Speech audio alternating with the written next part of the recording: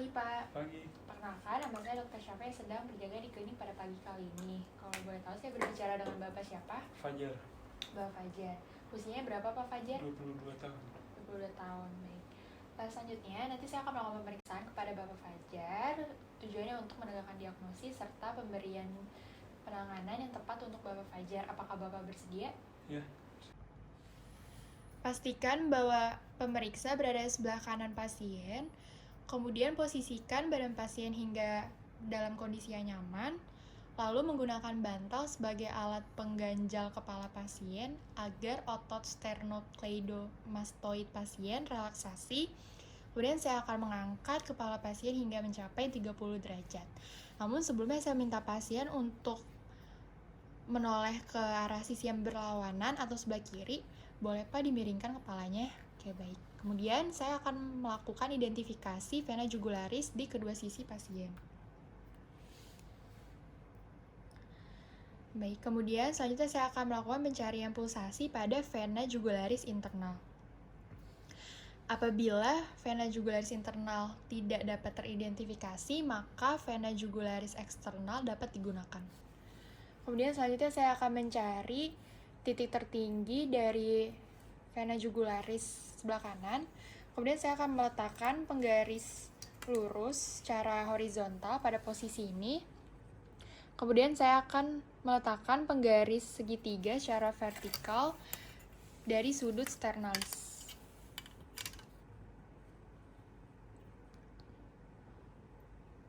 Kemudian hitung jarak vertikal dalam sentimeter di atas sudut sternum. Jarak yang didapat merupakan hasil dari tekanan vena jugularis. Selanjutnya, saya akan melakukan pemeriksaan pulsasi karotis. Yang pertama-tama, saya akan menilai amplitudo dan kontur, di mana pasien berbaring dengan bagian kepala dari tempat tidur pemeriksaan di elevasi 30-45 derajat.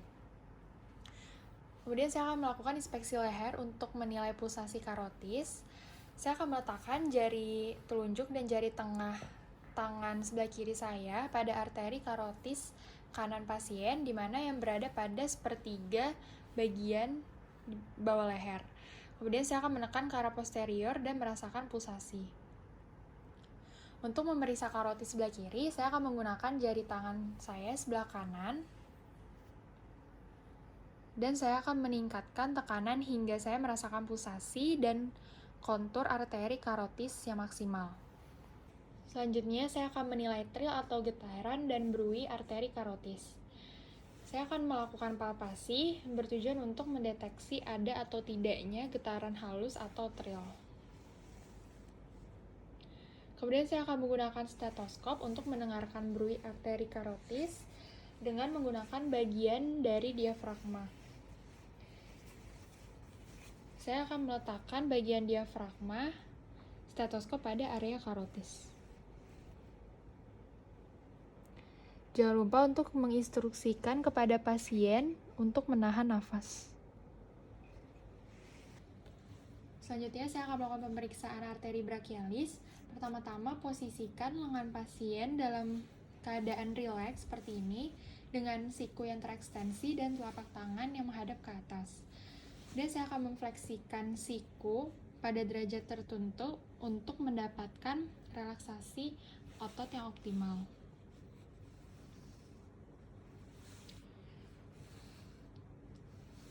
Kemudian saya akan meletakkan lengan tangan saya di bawah pasien.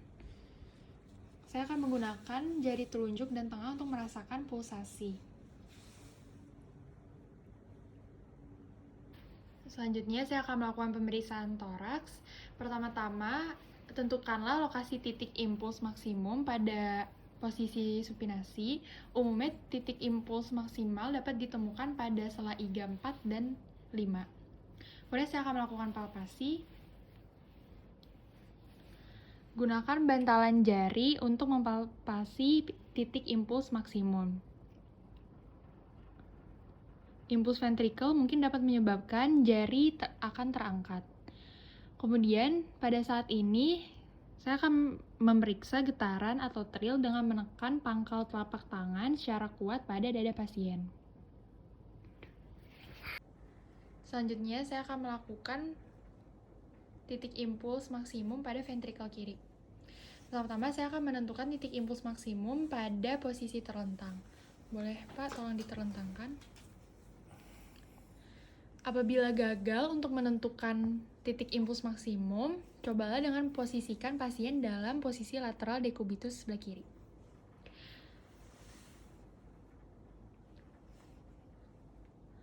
Kemudian saya akan menginstruksikan pasien untuk membuang nafas secara penuh dan menahan nafas beberapa saat.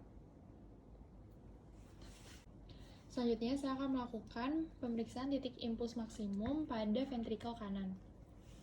Pertama-tama, posisikan pasien pada posisi terlentang dengan ketinggian 30 derajat. Kemudian saya akan meletakkan ujung jari saya pada sela iga 3, 4, dan 5. Saya akan meminta pasien untuk menghembuskan nafas dan kemudian menahan nafas agar titik impuls maksimum lebih terlihat. Selanjutnya, saya akan melakukan perkusi, di mana perkusi ini bertujuan untuk melihat apakah jantung memiliki ukuran yang normal atau membesar. Untuk menentukan batas kiri jantung, di mana perubahan bunyi perkusi dari sonor ke pekak menunjukkan batas kiri jantung biasanya didapatkan sepanjang linea midclavicularis.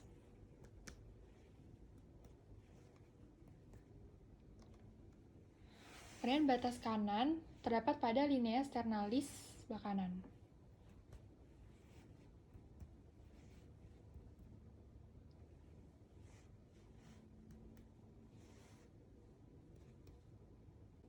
Kemudian batas atas jantung terdapat pada sela iga kedua.